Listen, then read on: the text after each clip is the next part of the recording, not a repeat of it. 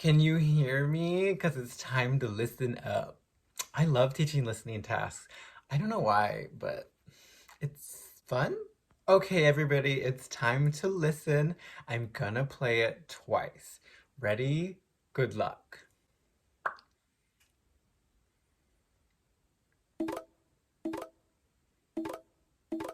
The Duolingo listen and type is just a dictation task. What's a dictation? You listen to some type of recording and you write word for word what you hear. Pretty simple. Write what you hear. But also, it's a super effective language learning task. It's really good for people who are learning languages and want to practice their listening skills because you can work with all types of native speaker voices and content. This is what it looks like. It's on the computer. They play a sentence and you type the sentence. That's it. So let's talk about two things today. The levels of difficulty for this task, what you'll hear, and then we'll talk about how you can practice. Now, my only real reference for this DET task is their guide, but even though it's a little bit of information in the guide, it tells me everything I need to know. And we know this test is reactive, so they have some easier questions, but if you are doing well on the test, then the questions will get harder. So in the guide, that's why you can see level 1, level 2, level 3, difficulty of items. Depending on your performance, you could get any one of these levels. So here are some examples of some easier ones, level 1, or where they might start you. Is she reading a book? Yes, she is. Does she work in this city? And my friend wrote another book. Okay, what are we looking at? Mainly one clause sentences, simple sentences. I mean, subject, verb, object type of sentences. And the tenses, it's very present simple, past simple kind of things work. It's giving TOEIC. Like, if you are not good at listening, I would suggest using TOEIC listening practice as a great starting point. TOEIC listening is kind of like B1-ish, very much like yes or no kind of questions. It is more of a business-focused test, but it's still a great starting point if you're weaker with your dictating, with your listening skills in English. Level 2, we have never spoken about work. This task takes approximately 3 hours. The company employs people throughout the world. So a little bit harder vocabulary, right? And oop, hey present perfect. Hey girl, I haven't seen you in a while. See what I did there? Please subscribe to my comedy channel where I do nothing but make grammar jokes. I'm just kidding, I don't have one of those yet. Yet, which is a signal word for the present perfect. See, I could do this all day. Yeah, I know. And level 3, the hardest. So sentences like, finally, the results of this investigation were published in a scientific magazine. Even without seeing you, I would have recognized you by the sound of your voice. They will have tried to talk to you by the time the story has published. Okay, what's the difference between level 3 and the others? Sister, it's the grammar for me. Look at A, it's passive voice. Shablam. B, this is another way to do the third conditional. In the first clause, we have even. In the second clause, we have would plus have plus the past participle, which is a very characteristic clause formula for the third conditional. Another way to say this is the third conditional. I would have recognized you even if I, what's the rest of it? Had not seen you. So, third conditional, shablam. Let's go. Take what they say, hey, don't call me your B. And C, we have will have tried, which is the future perfect. So, future perfect, hello, shablam, hard tense. What they say, hey, don't call me your B. What I wanna see. It's like so obvious. They're like, open the grammar book and let's hit it.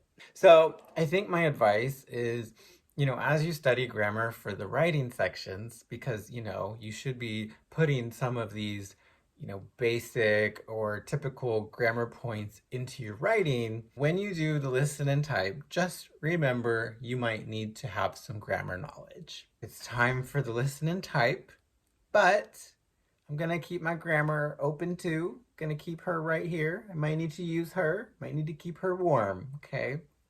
Okay, so that's what to expect behind the scenes of, what you're really listening to. Now, how to practice. Again, it's overwhelming. This test is all over the place in terms of content. It's not just business English, it's not just academic, it's not just daily.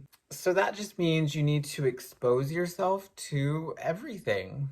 Expose yourself to academic content and non-academic content. And about accents, they do use mainly American accents, so make sure you're familiar with me. Again, if you're weaker, TOEIC listenings are great for those simpler clauses. Actually, I remember when I taught a TOEIC class, Shablam, right here in Washington, D.C.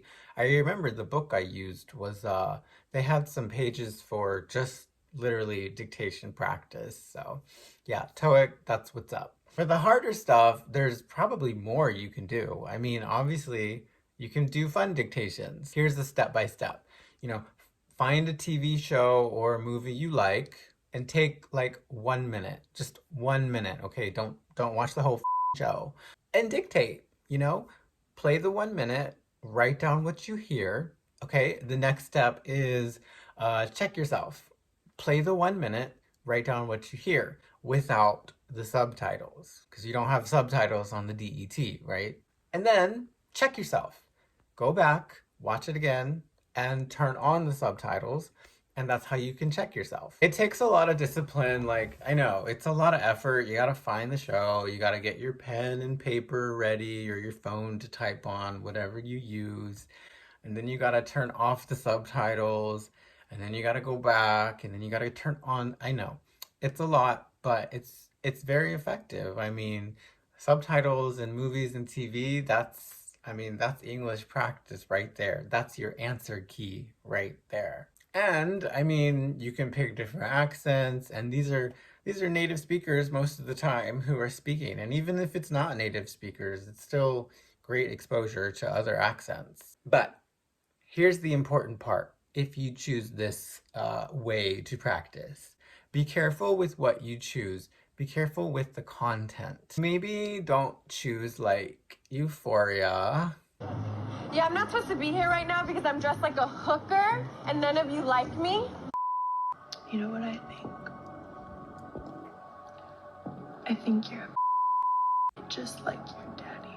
Some of that vocab might not be on the test. But what about like planet Earth? Typically by spring, the young juvenile pelican will have laid over 25 eggs. Furthermore, they are single-handedly the most social species of water birds.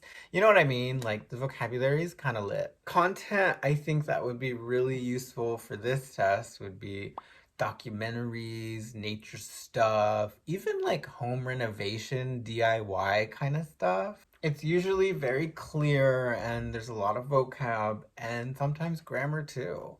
And I mean, let's be real. These English tests, for the most part, they're not. They try. Some are better than others at having real, authentic, fast, kind of native speakery speech, but they're still tests, so they're still pretty clear. Pick your shows, buy the content carefully, choose stuff that would have vocabulary that's relevant and useful for the DET. We can see here the type of content they like. Fantasy or stuff that uses like Shakespearean, older English, probably not. Drag Race. Only thing she's serving is hoe. Booty hole. Meh.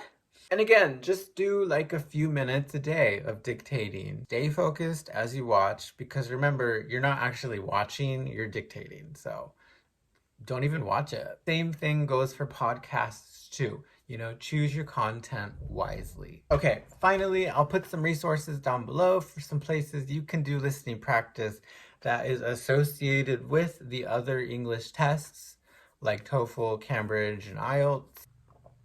TOEFL listenings would definitely help you vocabulary-wise because they have the university life listenings where it's like everyday vocab, but then they also have the academic lectures too, so you would get the harder stuff. It would be great material for dictating, and also since it's so old, there's a lot of these websites that have the scripts available, the words, so you can easily check yourself.